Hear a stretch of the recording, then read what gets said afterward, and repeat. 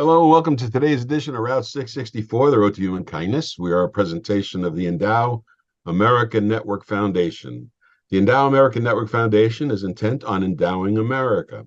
And endowing America is something that everybody will benefit from, because endowing America means all of your services that are provided by nonprofit organizations will be funded into the future and will be sustainable. This is very important in our current financial position because we are in debt. We have a tremendous amount of debt that's owed by the federal government, and that's because government has been supporting nonprofit organizations for a very long time, and it's very expensive, and it's really backwards. The federal government collects our taxes to deal with the needs of our national concern, not the needs of our charitable concerns. Our charitable concerns are supposed to be taken care of by us, the individuals, the population as a whole. We are responsible for what goes on in our communities, and we can fund that using the Endow America techniques, the social charity concept, the ability to build endowments using favorably taxed devices that the government has given us. This is a very important part of our financial literacy, and it's something that we've been discussing quite a few weeks in a row here. We've been talking about financial literacy, how important it is for young people to understand what it is to get along in the financial world. Young people is kind of an anachronism, it's kind of an inaccurate remark, because it's not just young people, it's actually people of all generations. My guest today is an expert in one of those generations, Generation Z. I guess it's Mark Bolton. Mark has written a book called The Generation Z Money Manual, and this is, I guess, a teaching tool for the Generation Z. Why do they need that? Hey, thank you, Leslie. Nice to be on the show today. I wrote this in response to, I think, a challenge that I saw in my own family and my family, my daughter's friends, who were struggling with some of the financial challenges that partly we experienced in my generation. I'm Gen X, when I was younger, but it went beyond that. And I felt that there needed to be a coverall book, a primer that covered all of the key challenges that Gen Z really faces. And so I put that all together into a book, and just really to help Gen Z with key things. So there's a whole What is Gen Z exactly? Yeah, Gen Z. So these are today's young people born between around about 2000 and I'm sorry, about 1995 and 2008. So they are the young adults. They're mid to late teens, becoming into adulthood. So it's that really important transitional period when we stop being children and suddenly we take on financial responsibility for the first time. We move out of the parental home, either to college or maybe into the workforce. It's a really challenging, crucial time when life gets a lot more complicated. Do you think this Generation Z is different than other generations as they went through this age bracket? It's interesting. There's a huge amount of similarity between each generation, and we all like to think, oh, the young people of today are somehow different or weird, but the reality is they do show certain characteristics and traits, and this is based on fairly extensive research. I've worked in consulting and banking for a lot of my career, so I was party to a lot of the research around this. Mhm. They do show certain traits that are a little different from previous generations. And very interestingly, we often see a stark contrast from one generation to the one immediately preceding it, because Mhm. there tends to be a reaction to the way Yeah, before did things or the way their parents did things. yeah. And interestingly, Gen Z is most characteristically like the silent generation that was born in the 1920s and 30s and saw the Great Depression. And And the that's because grandparents. Yes, that's because a lot of them saw their parents in the Great Recession of 2008, 9, and 10 struggling financially, and they've learned some of those lessons and responded in the same way. So they're quite fiscally conservative in their approach to things. So they went through a depression, basically, is what you're saying. They similar characteristics of the times, and so that's general. Well, they also say that the the children have a common the children and the grandparents are common enemies of the parents. Right. So it's Yes. yeah, Yeah. That, and so and I think we do skip a generation. I think there's a lot of things that skip a generation. So we're going to end up, I think, in a more conservative environment. I think so. And when you talk about conservative environment, what does that mean actually to a Well, one of Generation the C person? Yeah, one of the ways it's manifesting itself is that their use of credit cards is lower than it would than it was at the same age of the previous generation, which are the millennials. So at the same age as millennials had more credit card penetration, they were using their cards more, and they had bigger balances on those credit cards as a percentage, or bigger utilization. So balances as a percentage of the available credit, right? So by all of those measures, for example, Gen Z are more conservative. Now, not it's not like a massive difference. It's a 10 to 20% difference. But across the economy, that's a really big financial number. So that's one of the ways they're more conservative. You're also seeing a great deal of interest online on social media in topics like financial freedom and investing for the future. Maybe again at ages where millennials just didn't show that amount of interest. So there's a couple of markers there that we're seeing already that in this emerging generation. So you think, I mean, it's a wake up call in a sense, because when you have excessive consumption or excessive spending and you're going Yeah, beyond your means, you're yeah, definitely treading into non-conservative waters. And so, and I think that that's one of the problems that I believe we help to solve actually with Endow America. The concept that we have is that people can do much better for themselves without any intervention from government. And I think I do believe that our cost of living and our style of living can become much more economically sound. And I think that when consumption is reduced because of, fear yeah. or because of a desire to have something that you see that you want. What is the? I know that the work style is a little different of the Generation Z as well. Yeah. They kind of blended. I think they blended their good times with work. Yeah, that's a very interesting topic, and it's something that big corporations are constantly discussing and debating. And in fact, if you go to LinkedIn and look at what's been talked about in respect of Gen Z, it's more about the workplace and how they fit in the workplace, and as you say, their style of working being a little different. So again, they're a product of both the Great Recession of 2008 to 10, but also the pandemic, where working from home became much more normal. And Right. also there was this rapid acceleration in the technology that enabled them to do that. So you're seeing it's not just Gen Z, it's across the board. People want more flexible working than ever they have done before.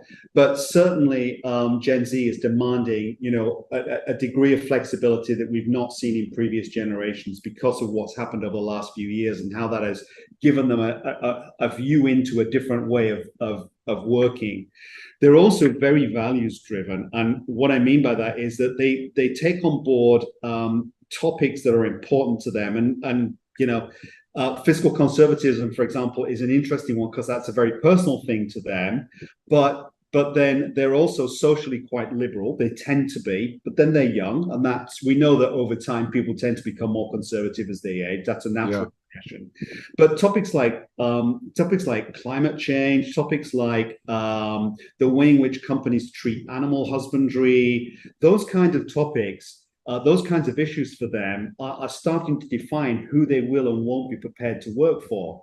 And employers that are wanting to attract and retain Gen Z for energy, for cost purposes, because they've got this enthusiasm, and they're having to pivot, certainly in the employment marketplace, and position themselves as aligning with those values. Otherwise, they're struggling to either attract or retain Gen Z hires. Very interesting change. Do you think that, I mean, I know it depends on where you fall on climate change and what what the rationale is and what the reasoning is, but Sure. I do believe Sure. that there's going to be attention focused on things that will help them. What do they think about longevity? I think most of them realize that they are I mean, I remember sitting in a conference years ago, and an actuary was talking about the life insurance program for this particular corporation. He said, this is 15 years ago, and the actuary said, the person who's going to live to 130 has already been born. So longevity is absolutely an issue, because from a purely financial, there's a number of aspects, but from a purely financial aspect, if we cease working at 60 or 65 years old, we may have 50 plus years now, or 40 to 50 years of life without an income from employment. And that sort of paradigm, I don't think is going to make a lot of sense going forward. Well, do you think that they've come to the realization that some of the measurements that we've had in the past are out the window, and we need to start looking at the world in a little different way? I mean, the idea of retirement at 65 is some bogus number. It's a, I mean, it's a number that the government made up as far as Social Security is concerned. That's right. But just as Social Security is going by the wayside, so that number is going by the wayside. And I think that Generation Z and Chris, they like what they do. I think they've learned that they don't need to do things they don't need to do or don't want to do, and I think they want to know why they have to do everything. Is that what you're finding? Yeah, very much so. As I said, they're values and passion driven in what they want to do for a living. And I think going back to this longevity issue, one of the ways I ultimately see this transforming is that you'll see this generation being prepared to work well into their 70s and even 80s, but in a different way. So instead of being that you go out the door on a Monday morning and you work for 40, 50, 60 hours for an employer who is remote, and then you come back at the end of the week, that model, I think, for them they're going to break that model. I really believe that. And work will become more of a lifelong pursuit, but it will be done at maybe a lower pace, but for longer.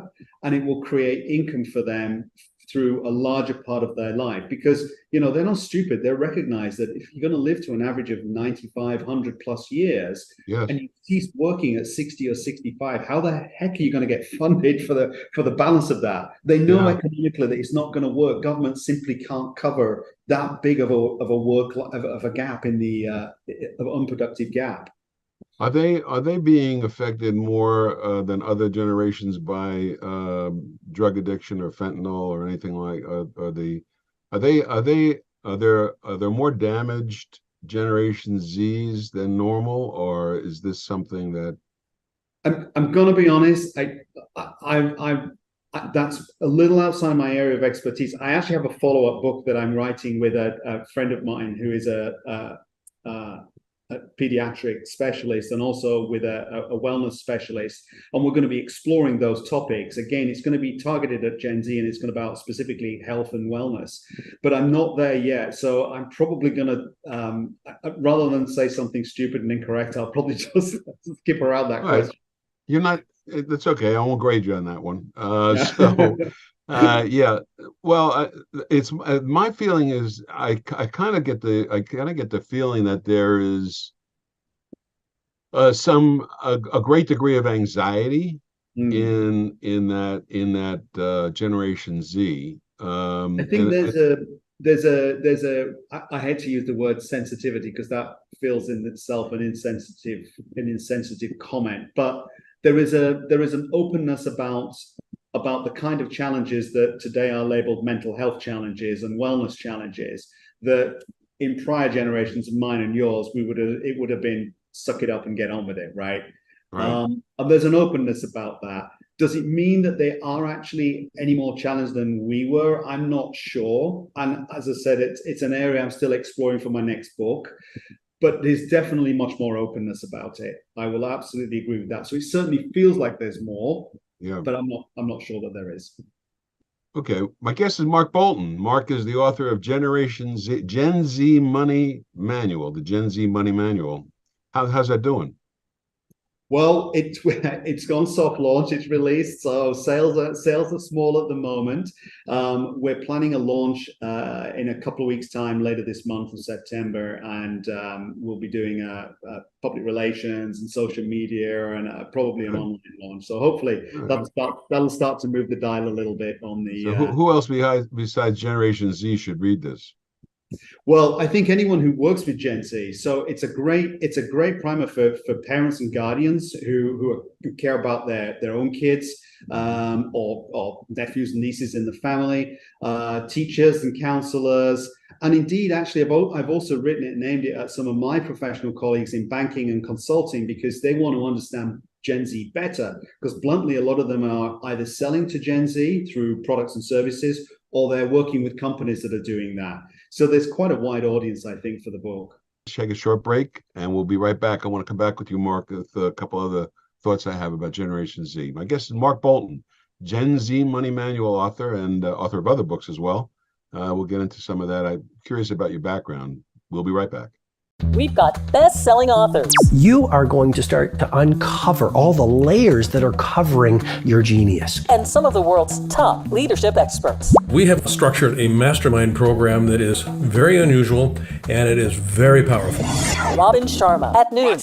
Your creativity will soar, your productivity will be epic, your impact will be legendary. You will be the best in the business, and you will not only achieve remarkable things, but you're going to feel sunsets. You'll feel a connection to people. You'll feel for what's going on in the world, and that will make you a world changer in your own unique way. Robin Sharma at noon at 4 p.m. It's a Blaine Bartlett. exploration of what it takes to be a highly effective leader in today's fast-changing environment. Best-selling author, executive, and leadership coach. And if you've been liking what you've been listening to on the Soul of Business podcasts, how does one become a leader that can keep connection to the soul of business? Blaine Bartlett at 4 p.m. Look forward to seeing you there. At Route664.org. This is Route 664 Radio.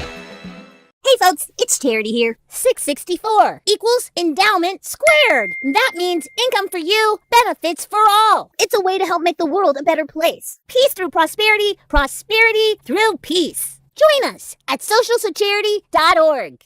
My guest is Dr. Luis Martinez. He is the medical director of a very interesting organization, Rebuilding Bodies, right? Yeah, it's basically about looking for ways to restore function, fight aging, and just bring back health and wellness for patients. Not surgical approaches, minimally invasive. We use multiple different treatment approaches: hormone replacement therapy, intravenous nutrition, peptide therapeutics, which xenotherapeutics, analytics, nutraceuticals, and stem cells processes help turn back the clock and just make patients feel better. I think we're doing a lot of really great advances in longevity medicine. The clinic is called Body Rejuvenation. I mean, I think the name might be a little misleading because it's not only aesthetics. We do a lot of things internally to address cellular aging and really turn back the clock. So it's a combination of things that we do here.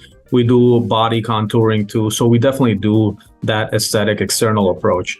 But again, we always try to combine it for maximal results. Body Rejuvenation, helping you live a long and healthy life in Hallandale, Florida. BodyRejuvenationMD.com. There we go. It's about healing and repair. So definitely internal, external, it goes hand in hand. And we're back. My guest is Mark Bolton, the author of Gen Z Money Manual. And we've been talking about the unique characteristics of Gen Z. Characteristics that are very similar to the silent generation, both having gone through kind of a depression and seeing what effect it has. I don't think that the effect was as drastic. I think the effect was it was sudden, maybe it was shocking. I think, when a kid is relying on their parents for everything and they're endowed by their parents while they're growing up, and their parents can no longer give them what they were expecting because their parents went through that kind of hardship, that's a burden on everybody. But you were born in London? Did I read that correctly? I was born in Scotland, so I'm kind of Scottish by birth. I grew up in England, in the north of England, and then I moved to London to study my bachelor's program there, and then I've been living and working in the US since about 2005. So do you find that there's a difference in American Gen Zs versus European Gen Zs? There is a little difference, but it's to do with, I think, more the economy than anything to do with than the culture. I'm going to be honest. I'm very much closer to what's happening in the US than I am in Europe, and most of my work and research with Gen Z has been focused here. But I don't think there are there are huge differences, and part of that is because we're so informed, and they're so informed by social media, which is, you know, a fairly leveling platform of information that applies in both Europe, North America, and in Asia as well. So there's a lot of similarities. That's leveled the playing field, I guess, on a global basis, right? Yeah, I mean, I think you know, since the dawn of newspapers, there was a leveling of the playing field, but it happened so fast today. It's effectively instantaneous that some new concept, some idea, something pops up in a particular place, and if it catches fire, it's viral within a few days. And the whole planet's seen it. It's an extraordinary extraordinary change. Yeah, and that's new. I always talk about the history of the world being changed. We changed from politics to economics when we invented the microchip. We changed to politics when Gutenberg invented movable type. That was a kind of a similar action, but the world has definitely changed, and now everybody can see what everybody else is doing, and everybody else can see what everybody else has, and you can get an idea of your capabilities by what you see around you. So, is our education system in the United States a burden to was it a burden to Generation Z? I don't get the sense that it was. I mean, there's endless comparisons against academic results from some of the Asian countries, in particular some of the Northern European countries, and you know, who consistently get stellar results in math and economics and language skills. But it doesn't feel to me that there's a huge gap there in capabilities. And also, you know, it's not really an apples to apples comparison. Measuring culturally what happens in South Korea versus what happens in Oklahoma doesn't. I'm not sure there's quite the comparison to be made. In terms is that the education system, or is that the cultural system? I think a bit of both, actually. Yeah. I do think a bit of both. So yeah, I think a bit of both. Be careful, go too far down this path and put my foot in it. but I do, okay. But I do think there are some differences there, right? And trying to compare, you know, a kid growing up in urban Seoul whose parents are working their way out of poverty with a kid in rural North Dakota who is working his way out of poverty. That's about the only commonality, but much else is different, and so it's a little tricky to make an apples to apples comparison. And certainly, do you think in your experience and your exposure to this topic, do you think there will eventually be a single language? No, I don't think so. There's too much. There's way too much cultural richness that is absolutely inherent in language, and no one would ever be prepared to give that up. Just not going to happen. We've got better and better. But here's the really cool thing, Les. We've got better and better technological solutions to language differences between people now. We've got on the spot translation that's amazingly accurate. We've got tools both for written, verbal, oral. I mean, all of these challenges like that are constantly getting managed away because we've got better technology that helps us communicate. And Gen Z are probably the lifeblood of our technological future going forward, only to be followed by the next generation, which will probably be technologically even greater. But I think the experience of Gen Z having the technology first and being able to grow with it it's not gonna create as much of a gap as there is between Gen Z, for example, and the boomer generation, where boomer generations cannot handle the technology, and you know, Gen Z's look at them like, what's wrong with you, you know? Well, I mean, and Gen Z are the first digital native generation in the sense that when they were born, we already had smartphones and laptops, and so they've never not had a world with all of that technology in it. Right. The next generation, which is Gen Alpha, who are now the kids who are kind of under 8 years old, that generation, for them, the world is going to be more about artificial intelligence and harnessing that and using that in a safe and effective way. That's a whole other discussion, another specialism interest of mine. but they'll have different technological challenges. But isn't that AI going to be programmed by Gen Z? So, yeah, I guess. Yes, I guess it So will. there's a difference there. Yeah. That's one of the things I was more concerned about, if Gen Z turns out to be the Gen Z, that the generation that solves the Earth's problem, ending poverty, disease, and protecting the Earth, if Gen Z is capable of doing that and they can pass that on and control that going forward, that's going to be a huge change in the way people's lives are lived. My guest is Mark Bolton, and an expert in Generation Z. Thank you very much for joining us today on Route 664, The Road to Human Kindness. Wait. Yes, ma'am. Mark, are you a Gen Xer? I am. I am too. And sometimes do you feel like the stepchild, middle child, why don't we ever hear about the Gen Xers? Because we kind of get left out on everything, the education, our impact. Come on. Yeah. What happened to Gen X? It's either boomers or it's hold the benefit for you guys. It's like boomers to millennials. Like who gave birth to the millennials, for the love of God? Well, actually, our kids are either millennials or they're Gen Z, depending on when you got married, kids. But yeah. All right. Are they going to make smaller and smaller generations going forward? Gen Z is enormous. It's the biggest ever. It's over 70 million. It's over 70 million in the US. It's the biggest ever. This is the first time I've heard Gen Alpha. Ooh, that's kind of sexy. So in demographic sense, we're kind of like an hourglass in this country. We had the baby boom boom generation, followed by the slim generation when they invented birth control pills. And then the children of the baby boom generation. Then you got the children of the birth control pills. So I think the children of birth control pills was Generation X. That's the X gens. And I think Z and the millennials are the Gen X. That's exactly right, Leslie. You're right. The boomers was big post World War II, right? All the returning servicemen wanting to start families. Then the generations got smaller, and then Gen Z is huge. It is over 70 million. It's really big. Yeah, and it's not all in the United States, obviously. No, 70 million in the US. So that's nearly 28% of the population is Gen Z. Yeah, very big. Okay. Anything, Wanda, did I leave anything else out? I think we're good.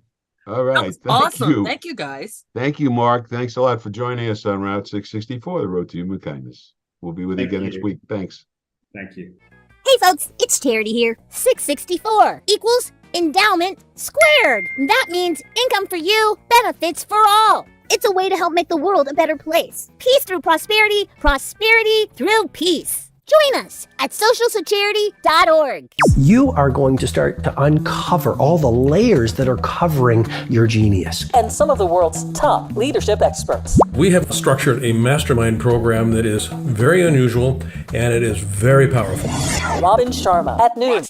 Your creativity will soar, your productivity will be epic, your impact will be legendary. You will be the best in the business, and you will not only achieve remarkable things, but you're going to feel sunsets. You'll feel a connection to people. You'll feel for what's going on in the world, and that will make you a world changer in your own unique way. Robin Sharma at noon at 4 p.m. It's a Blaine Bartlett exploration of what it takes to be a highly effective leader in today's fast-changing environment. Best-selling author, executive, and leadership coach. And if you've been liking what you've been listening to on the Soul of Business podcasts, how does one become a leader that can keep connection to the soul of business? Blaine Bartlett at 4 p.m. Look forward to seeing you there. At Route664.org. This is Route 664 Radio. Hey folks, it's Charity here. It's time for our weekly powwow. Have you had enough? Have you had enough of all the fighting, the bickering? Really? Really? No, really. It's time to come together, folks, and we can do that with the power of love. That's E squared. Remember Einstein? He talked a lot about power of energy and E squared. Forget about the math part. Bottom line, everything is love. E squared equals energy. It's love, the biggest force in the entire universe. And on planet Earth, it can mean lots of things. For now, let's go with endowment. With a tax code 664 that Congress actually put together in 1969, it's an alternative to build your retirement income and income for your favorite charity. We can do it ourselves. No need to rely on the government. Put on your big girl and big boy pants. Endow yourself, endow your community on the road to human kindness. And that's the power of love. Squared!